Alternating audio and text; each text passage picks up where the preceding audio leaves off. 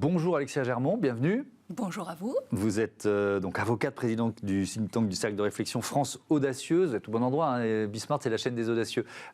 Quelles sont les missions de ce cercle de réflexion ? Écoutez, c'est très simple, c'est participer à notre propre mesure, à la réflexion collective, avec un prisme un peu particulier, qui était le prisme de la société civile. Donc simplement avoir des personnalités issues de la société civile, légitimes par leur parcours, et qui tentent de réfléchir ensemble, non seulement sur les constats, bien sûr, mais également sur des solutions qui peuvent éventuellement être proposées. Donc on est véritablement sur des questions essentiellement économiques, mais aujourd'hui l'économie, c'est pas de l'économie sans masse musculaire sociale, évidemment. Donc ça nous permet de toucher à des sujets transversaux. Et notamment aux questions dont on va parler ensemble, ce nouveau capitalisme d'une certaine façon qu'il faut inventer. L'urgence climatique nous y oblige. C'est quoi ? C'est l'économie circulaire qui doit prendre le dessus ? Alors, l'économie circulaire, évidemment, est très importante dans la définition. Ce que je trouve justement intéressant sur ces sujets-là, c'est que ce sont des sujets qui, par nature, maintenant, imprègnent l'ensemble des réflexions que nous devons tous avoir, citoyens, mais également responsables politiques et publics. Et ça devient finalement des sujets transversaux qui doivent vraiment venir nourrir l'ensemble de la réflexion. Alors, une fois qu'on a dit ça, c'est vrai que en matière de transition écologique, très honnêtement, je vous parle de façon assez directe, mais moi je trouve qu'on s'y prend assez mal, en tout cas dans la façon dont on parle de la transition écologique. Pourquoi ? C'est encore trop anxiogène ? On n'arrive pas à la rendre désirable ? Pourquoi ? Alors, je crois que d'abord, il faut dépolitiser le débat. Et qu'il y a déjà un certain nombre de travaux remarquables qui ont été faits par des cercles de réflexion. Je pense bien sûr au Shift Project, que je ne connais pas par ailleurs, donc vous voyez, c'est totalement libre dans ce que je pointe. Mais également, il y a eu de très fortes modifications dans l'approche gouvernementale ces derniers temps. Vous avez le secrétariat général à la planification écologique, vous avez eu le rapport de M. Pisani-Ferry qui, pour France Stratégie également. Donc, on a aujourd'hui... On a les outils, on a la connaissance. Est-ce qu'on prend les bonnes décisions ? C'est ça la question. Alors déjà, elle n'est pas partagée. Et c'est là où je pense qu'il y a un rôle qu'on devrait essayer de pousser. Et au sein de France Audacieuse, moi, c'est ce qui m'intéresse. C'est que notamment, je trouve que les élus, par exemple, ne sont pas utilisés, entre guillemets, à bon escient pour justement faire connaître les outils objectifs dont nous disposons aujourd'hui. Pourquoi ? Pour mobiliser. C'est pas du tout une question de pédagogie, parce que ça a toujours un côté un peu péjoratif de parler de plus de pédagogie. La réalité, c'est que vous avez toute une frange de la population qui est immédiatement concernée par ces sujets. Celle-là, on n'a pas besoin de travailler plus avec elle. Il faut maintenant lui donner les solutions qu'elle puisse les prendre en main. Mais en revanche, il y a encore toute une partie de la population pour qui ces sujets sont très lointains.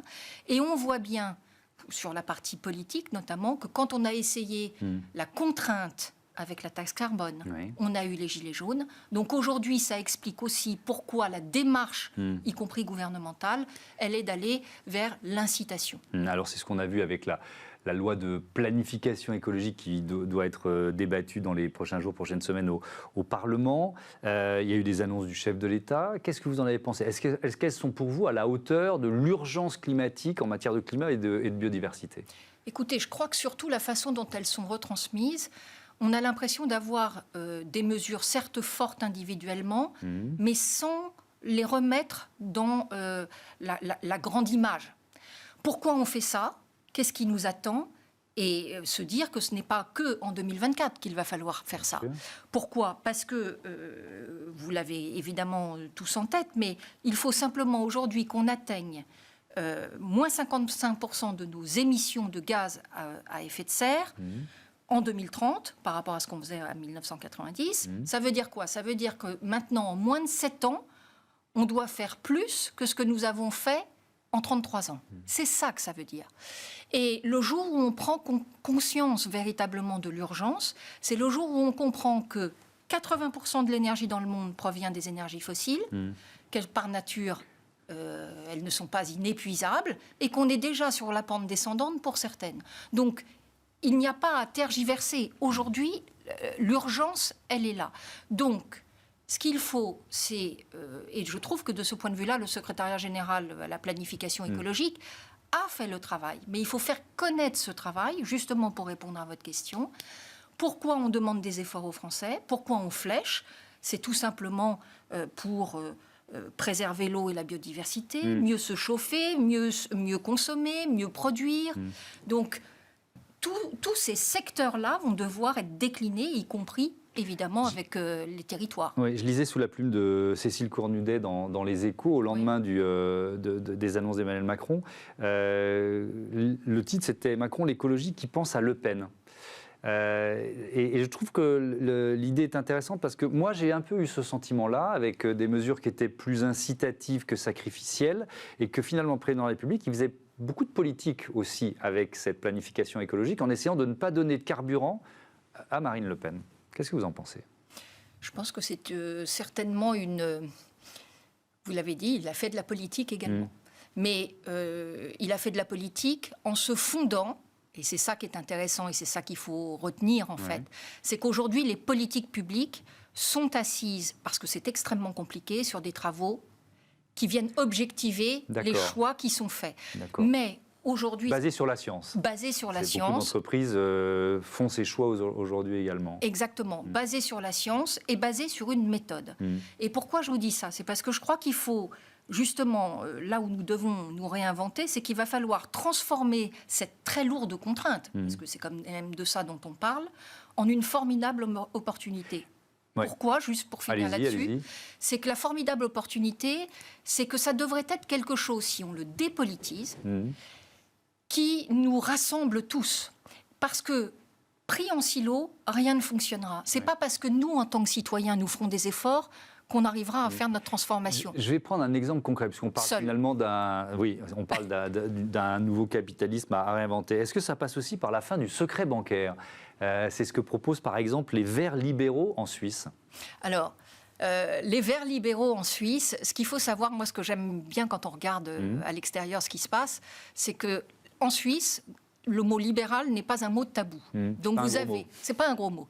Donc vous avez l'écologie libérale, vous avez ce parti vert libéral en Suisse, qui propose, alors qui sont plutôt sur la cartographie à droite, dans le schéma, et puis qui viennent parler des tabous. Et en l'occurrence pour les Suisses, évidemment, le secret bancaire, vous êtes en plein dans les tabous. Et c'est ça qui est intéressant, c'est que l'on voit justement que il va falloir, quand je vous parle de travailler tous ensemble, c'est quoi? C'est les investisseurs, on est pile poil dans ce que vous nous évoquez là, donc avec tout le mouvement de la finance verte.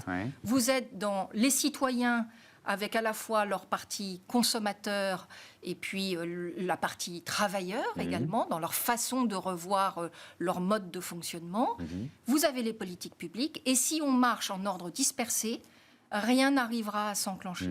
Donc, si on arrive à l'inverse, à faire de ce mouvement quelque chose de collectif, là, je pense qu'on peut réinventer ce capitalisme. Mais rien que de parler de capitalisme aujourd'hui en France est un sujet qui est clivant. Oui, évidemment. Alors, un dernier mot, tiens, vous avez publié récemment une tribune dans le Harvard Business Review. Vous y pointez l'importance de l'innovation pour développer l'économie circulaire. Ça veut dire quoi? Elle est sous-employée aujourd'hui ou pas forcément dans la grille de lecture de l'économie circulaire? Oui, elle n'est pas forcément dans la grille de lecture. C'est ça, moi, qui m'a frappée. C'est qu'en fait, évidemment, tout c'est en matière d'économie circulaire pour finalement arriver à monitorer les progrès qui sont faits. Vous avez un certain nombre d'indicateurs d'évolution.